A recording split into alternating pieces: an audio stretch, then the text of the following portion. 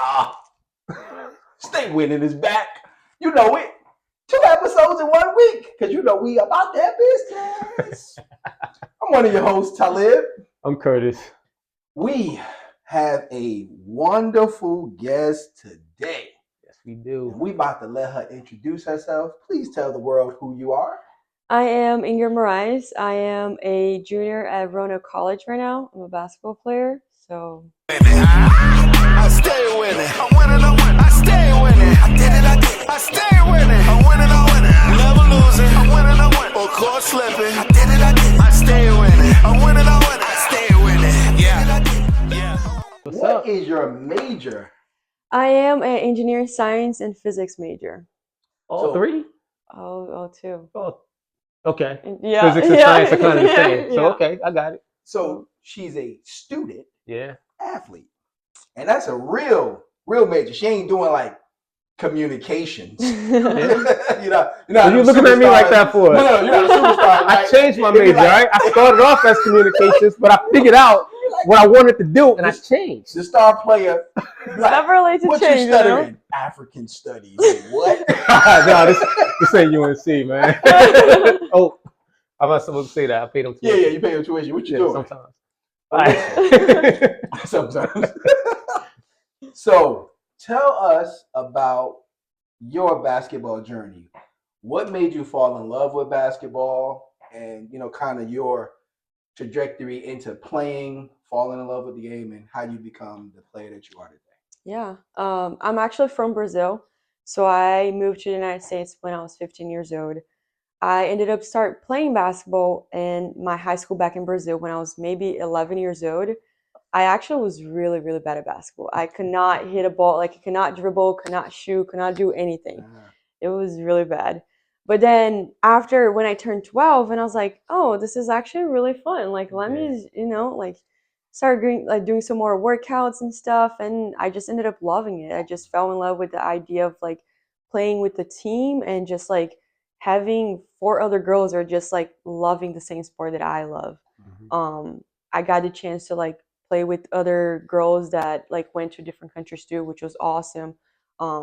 But I just fell in love with the idea of just having teammates and just being able to like shoot a ball and go in a hoop and not like it's like you're always gonna win or lose. Like there's not like it's gonna have like a timeout overtime. Someone has to win. I think that's like the biggest thing. Like you're gonna have a game and someone's gonna win by 1 point or 2 points or how many points it is. Like someone's gonna win, someone's gonna lose. Yeah. But at the end of the day, you always learn something from it. So I think that was the biggest thing when I started playing. Why I loved it so much. It's like always new. Like there's always new girls I was playing with, always new people, new coaches, and everything. And I was just like, this is awesome. Yeah. So sum it up, you like competing with your teammates, beating the crap out of the other team. Yep, mostly. Yeah. Yeah. It's all about beat down. So, what part of what basketball skill did you embrace the most at first? Like, what was the sort of the thing that kind of differentiated you in the beginning of your basketball career, your basketball journey? Yeah, I'll probably say leadership in a way. Yeah. I always, as I mentioned, I always loved having teammates, but communicating in a different stage of like, hey, we're losing by 2 points. We need to make this work. Like we need to run this play. So I think I got a lot better of communication skills because of basketball in a way, because I was able to like communicate the situation. Like we're losing by 2, we need to do this.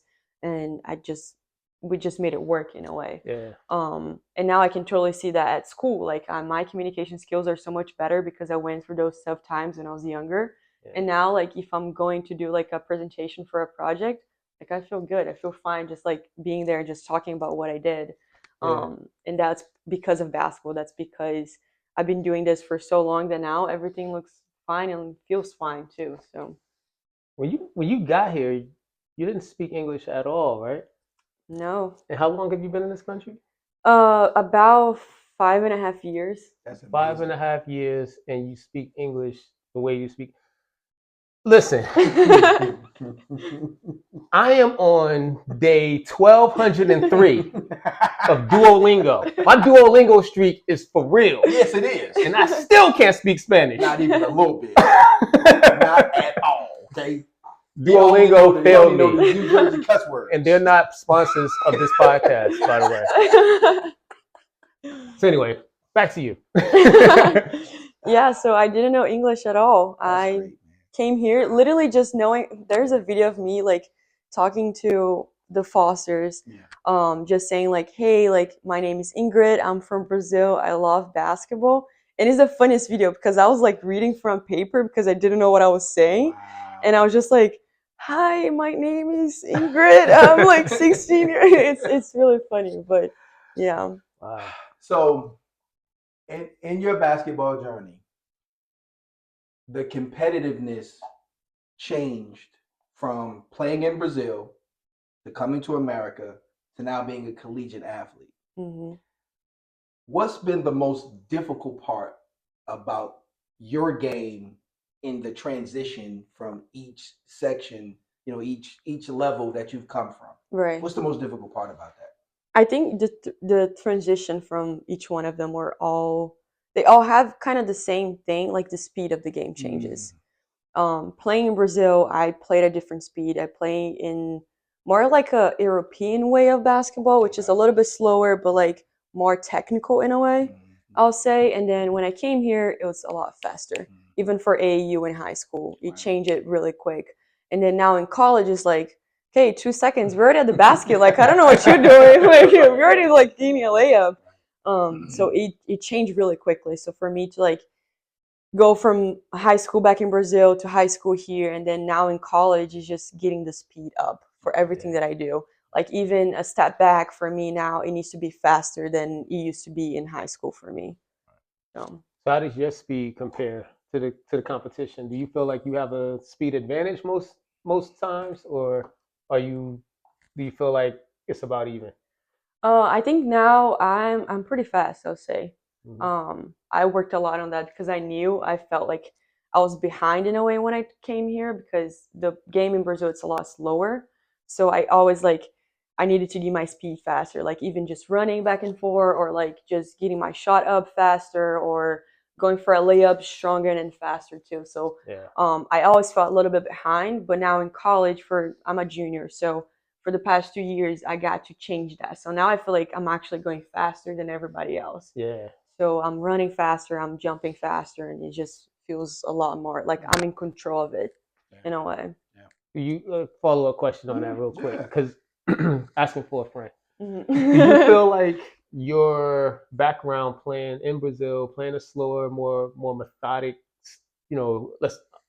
I'm gonna tick some people off, maybe a more skilled oriented version of basketball. Mm-hmm. Do you feel like that gives you an advantage here where you can go fast if the game requires that, but then you can also switch it up and go slower, which can throw off other players if they're trying to play too fast. You know what I mean? Yeah, no, for sure. Like he helped me a lot. It's interesting because back in Brazil, our practice looked like we're just walking everywhere, but it's not really. Like we're doing so much of like knowledge base of basketball that it took more of our mental skill than actual physical skill. And now in college I can totally see that. Like there's some passes that I see it's there, but my other teammates don't even see it because we're not in the same level yet, just because I have a different background that they have. But now that we've been playing for a couple weeks now, like they understand that I see them, and then like that pass is gonna be there. It doesn't even matter if they're not running or not. Yeah. So in a way, yes, like I feel like I have a bigger knowledge in a more technical way. But I'm also like trying to get my teammates to also get that, so we can also be in the same like wavelength of like, hey, I see you over there, I can get you there. Like just keep running. I got you on that pass. Yeah. So yes. This interview is helping me because I've played against Ingrid a few times. And what I picked up on just now is that she's right eye dominant. You didn't know that. So now I know to read her right eye. Not the left. Instead of the left eye. She's going to cross. No, you cross-eyed. Hey, where am I going? All right, so with with state winning, we really have a love of the history of the sports that we particularly talk about: basketball, football, boxing. Is there someone that was an inspiration basketball wise that you was like, I want to be like her, or I like his game and I want to kind of pattern my game after this person's game? Mhm. Who would that person be for you? Kobe Bryant. Okay. That's Black your goat? Mamba. Is that your goat? Yeah. Okay. That was probably one of the reasons why I kept playing basketball. Yeah. Like my first basketball jersey was a Kobe Bryant Lakers jersey, like Adidas one. It's like so old, but it was like he was one of my favorite players since I was young. So, What is it about Kobe that made, It's- that was your inspiration? What was it about him? his mentality, like it doesn't even matter if they're winning or not. He was just like, I'm here. Like I got a main focus, and that's what I'm gonna do. Yeah. And that changed the entire perspective of like what is going on around you. He knew what he was doing. That's all that matters. So, yeah, like I just loved his mentality, his game, and then just everything that he did. It was awesome. So I don't know that there's another player who could match his focus on being great. Like MJ was great, right. and was a dog on the court and was focused. He was a killer, all of that stuff. Mm-hmm. And Kobe saw that and was inspired by that. But Kobe was focused immensely on being great Right. at everything he cared about. Like this guy was a great writer. This guy was a great leader. This guy was a great basketball player. He was a great father, from all we know. You know, Right. Yeah. That's had that really one true. blip as being a husband, but sometimes things happen. Look, adrenaline on the court, man. Anyway, back to you. So I really want to go back, and I want to understand a little more about your transition to America. You know, as far as like coming in here, there's a language barrier. Mm-hmm. You are here to learn. You're here to play basketball. I'm pretty sure. Well, I'm not sure. Actually, I should ask. Did your schools offer you, your high schools, did they offer you any assistance with learning how to speak English so that you can, like, how were you able to follow your coaches when you got here? Like, So through my first high school that I went to was Friendship Christian. I went there. I was supposed to be a junior, but they reclassed me because I didn't know English. So I was a sophomore there. But the school just gave me a full support of like English and everything. So like I had an English class with all my sophomore class people, and then I also had an online English class that the school provided for me, which was perfect. Like I already knew like what I was studying because I already took the same classes back in Brazil, but I was just learning everything back in English now. Yeah. So it was hard because I was learning the language, but I already knew what the subject was about. Yeah. So that kind of helped. Like the year that I was here mostly. Fun fact, it was also COVID year. So Got it. yeah, so I was here until I got here in August, and then December I went back home for New Year's and winter break or whatever. And then when I came back, maybe a month or so later, COVID hit. Yeah. So everything was online too. So it's kind of like that hard situation of having like English classes, but now online. I didn't know English that much at the time. I was better at it for sure because I've been here for a couple months, but it was still hard in a way. And my guess is that your online language English class wasn't in Duolingo. No, it was not. No, they had a full like different website that they just had like different writing assignments, different reading assignments, and everything. It was pretty good actually. So you were doing English literature plus like English grammar, but your primary language is Portuguese. Yes. And you like was still able to figure that all out because like English is structured differently. So when we talk about grammar, yeah, it's a little bit different, but so my first language is Portuguese, as you mentioned, but my second language is actually Spanish. So I kind of you get me about that for?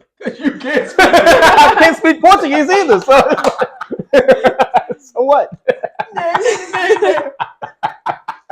Duolingo. She got you on all. Dang. That's Okay, sorry, fine. But yeah, so I already knew like how to teach myself in a way to learn a new language. Wow. Which was good because so my dad is Peruvian, my mom is Brazilian, so I grew up learning both of the languages at the same Yeah. time, which That's is awesome. good. But it got to a point that my teachers back in Brazil, they're like, "Hey, don't speak Spanish with her anymore because she's getting confused," which is kind of like the downfall because I don't speak as much Spanish now because of that. Right. But I kind of knew like, oh, this is different, but I know like my method of learning in a way, which kind of helped when I came here to learn English. It was a lot easier in that way. Nice. Yeah, Portuguese and Spanish are pretty close in Mhm. terms of the structure and the words. It's like my English and whatever he speaks. They're close. Jersey. It's close, but Yeah. yeah. So tell me, what is your on the court Kobe Bryant moment? What's that moment for you? You was like, Kobe. That's tough. Everybody got one of them. I know you got one. What Oh was my that moment gosh. when you was like, I'm in that Black Mamba mode? Mine was when I ruptured my Achilles.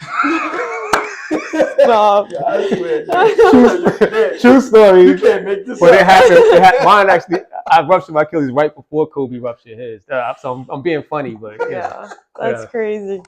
I'll probably say senior year, my last game of the season. Wow. We were playing, I think, the second round of the championship tournament or something, and I was just like locked in. We were losing by 20 points. We had this other girl on the other team. She was great. Like she was this post player, 6'2" maybe. My highest person on my team at the time was probably 6 foot. So the advantage of the height, you already got it for sure. But she was strong too. So we were losing by like 20 points. But I was like, okay, this is my like it could be my last game in high school. So I was like locked in. I was like, I'm not losing this game. I'm not losing this game. So literally went down for the fourth quarter. We were down by 15-ish, and then I went down maybe 3 times, got a pass. The girl just went out for the layup, and that happened like 3 times. So we're down by like maybe 7 now and stuff. So we're getting closer, but I was just like locked in. Like this is my game. I'm not losing my senior year. Like this is it. This is it. I need to lock in. But we ended up losing that game, unfortunately. That's all right. Win them all. Right. Yeah. But it was still like a good experience. Like even after the game, I felt like I gave everything. Yeah. Which was the best feeling that I could ever like feel in any way. So, it was great. It was one of those moments for sure. I love it. I love it. Yeah. So, women's sports. There's been a great uptick in women WNBA women's basketball, and Caitlin Clark is controversial and she is loved all at the same time. Right? What is your basketball take on Caitlin Clark? I think that she's a great player in a way that like she can do things that not a lot of other players can. She's still learning. Like now going from college to the WNBA, it changes again. Like it's a different speed, it's a different technical skills that she needs to learn. But I think this transition for her, it's like what everyone was waiting for. Because she kind of got like everything for the NCAA. Like she player of the year, like conference player, like she got everything. Like that was the next step for her. She didn't get a title though, right? No, she didn't. She did not get the title. Team sport. Right. At the end of the day, you still have 4 other people playing with you. Team sport. At the same time, So you but blame them? Is that what you're saying? She didn't get a title because of them? Y'all better step the game up. It was Caitlin and the nobodies? Caitlin and the nobodies. The nobodies are playing well for the Bills right now. Just so you know. Right. No. So I think she's a great player. I think that she still has a lot more to learn for the next few years. But she changed the game for all the women's basketball team. Like there's so many people watching the basketball or women's basketball now because of her. That even though she got the attention, but at the end of the day, it's about women's basketball. Correct. So even though people are watching because of her, like there's sports behind that's the women's basketball, and everything is just getting so much bigger, and there's so many people watching now. There's so many clothes being sold because of that. So that changes the game for everyone almost. Yeah, that's big. That's That big. is big. Do you watch more WNBA or NBA? I used to watch more NBA, but now I kind of don't like it anymore. You don't like the NBA? No, I Is it because of do. Bronny James? No, I do like it, but I just feel like it has changed in a way that it doesn't show a lot of the skills that the players have. Yeah. And like I would for sure love to like I would probably if I have to pick like between NBA and college games, I'll probably go to college games. Yeah. It doesn't even matter if it's women or men's basketball, but Mhm. college games has a lot more technical, more lot speed, and more information in it into it than NBA right now. WNBA it's a lot better than NBA, but it's still growing in a way, so it's kind of hard. There's not a lot of platforms for you to watch the game, which is kind of sad. But yeah, Yeah. Are you watching the finals? I am watching the finals. What'd you Big think of the shot, game? big shot last night. That was a great shot. Yeah, I was telling Talib about that. Mhm, Incredible. right. Ionescu just Yeah. shows up, Yeah. biggest stage, brightest lights, Kobe moment. right? For sure. She did Yes. She's on the road. She did not care. She did not hesitate either, which is Cold-blooded. awesome. Yeah, it's funny, right? Because my personal opinion of how you said it is the NBA has become hard to watch in a lot of ways. Mhm. Not that it's not entertaining, right? But we go back even prior to Kobe, Right. right? So the type of skill, the way the game was played, how the game was officiated, and everything, Mhm. the way we played the game in the playgrounds to what we see today, it is a dramatic difference, right? And with you having Kobe as your GOAT and knowing that that's the person that you emulate, Kobe was aggravated with the way these guys played the game. Him and Phil Jackson had a great conversation where they said it's accidental basketball. Everything is drive and kick. Mhm. And it's like, okay, that's you're hoping he makes this jump shot based off of what you did penetrate into the basket. And I've gained more love for the women's game and college basketball now because it looks a lot like what we grew up in when it's more post play, physical, sharing the basketball differently. Not that they're not sharing it today, but they share it differently. It's more like we're setting something up. We're going to take advantage of this mismatch all night until you adjust. Right. You know? But so when we look at it though, look at last year. Right. We talk about two great players that played in the ACC, DJ Burns and Armando Bacot. Both of them are on NBA rosters. But I don't know that I expect either one of them to make the team, like be on the 12-man roster when the season starts, Right. or expect either one of them to have an impact with their low post games. Yeah. Like Armando is a great rebounder in college. Don't know if it translates well to the NBA. Right. And DJ is a baller, like nice touch, great scorer. Probably could score in the NBA back in the day when it was like, yeah, let's give it to the 6'7" guy that's posting up. We don't do that a whole lot now. You have to be exceptional in the post to get the ball in the low post. Yeah. Right? You go to Embiid, you might go to Joker. Yeah. You might go to Julius Randle occasionally. Right. Who else? Yeah. Davis, obviously. Yeah. Anthony Davis is going to get in the low post. Yeah. You're right. But you don't see it a whole lot. And so another thing is like I do like the speed of college and the exceptional athletes really do stand out. But then there are the other athletes that aren't exceptional, that aren't necessarily thinking about the pros. They're thinking about the degrees, or just the experience of playing at the college level, and they don't know yet what they want to do next. And so there's a big difference. Like you don't have that skill variance in the NBA, right? Everybody can go. Yes. Right? Even the guy that's the 19th, the 12th man, 19th on the team, right? Yeah. So let me ask this: when it comes to your college teammates, and I'm not. This is not like directly at the college teammates, but Mhm. you being a junior, when you are playing and working with a new incoming freshman, is it like deer in headlights for them coming into the competitiveness of the college game and you're trying to kind of guide them along because you're one of the leaders of the team now? Are they like totally lost, or is it they kind of got it because it's Mhm. just basketball, Right. but they just need some kind of help along the way? How do you help your teammates that are young coming into the college game now? Yeah, no, I think that's a great question.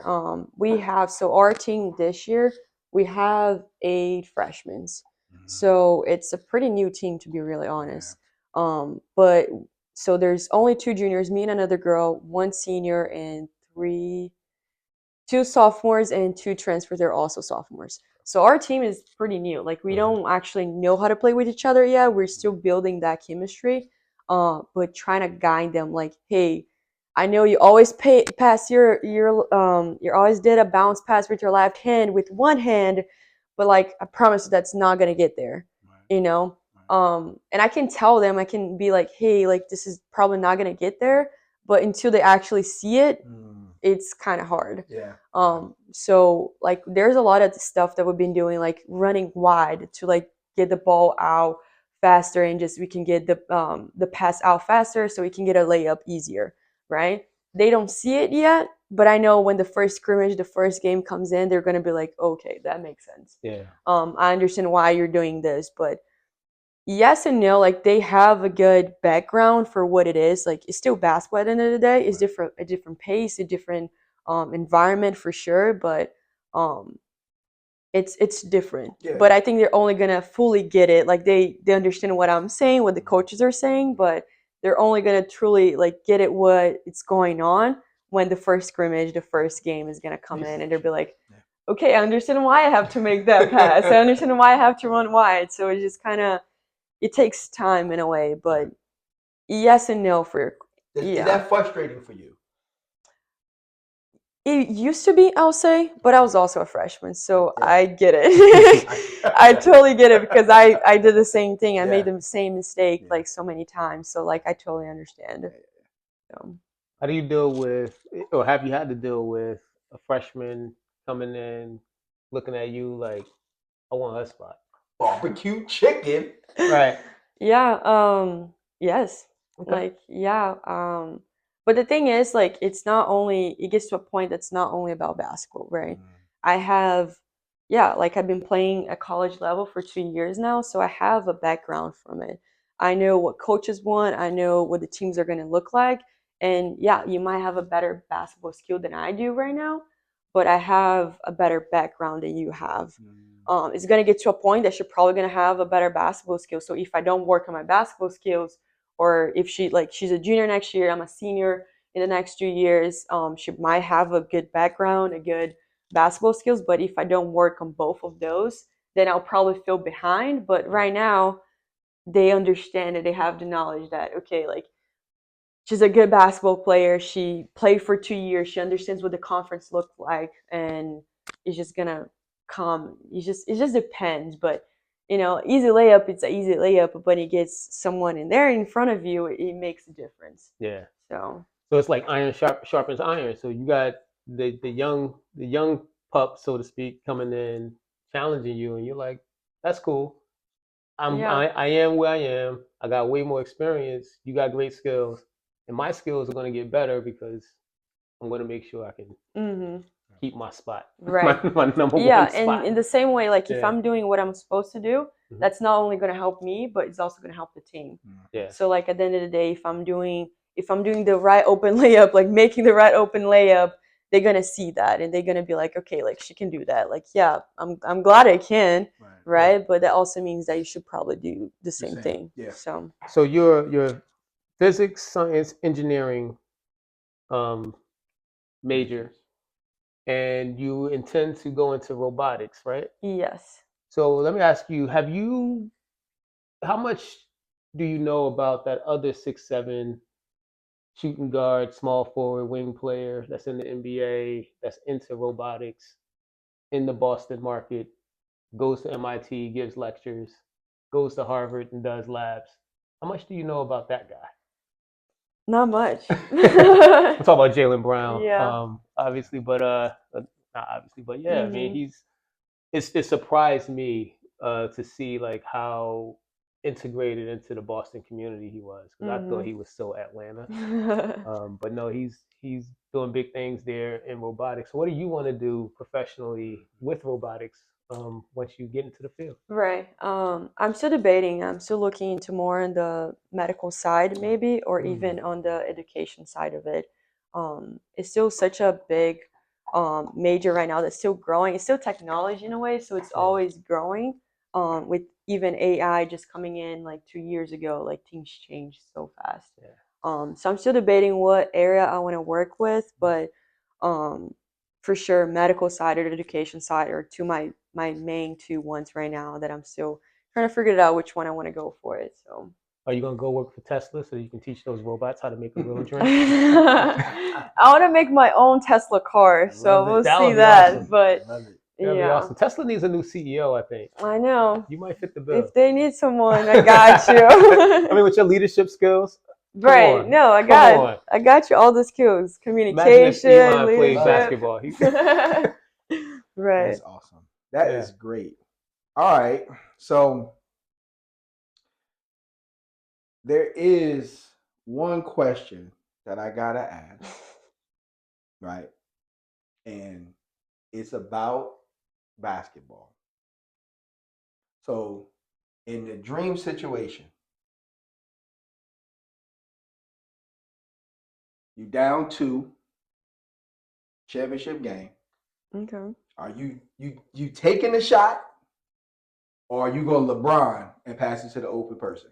Taking the shot. So talk about. You know what I'm saying? Even though I love LeBron, though, I love LeBron too. No, you don't. You're a liar. I love LeBron. You're a bald-head liar. Yes, I am. No. I do love LeBron James, but in that situation, I don't think there's.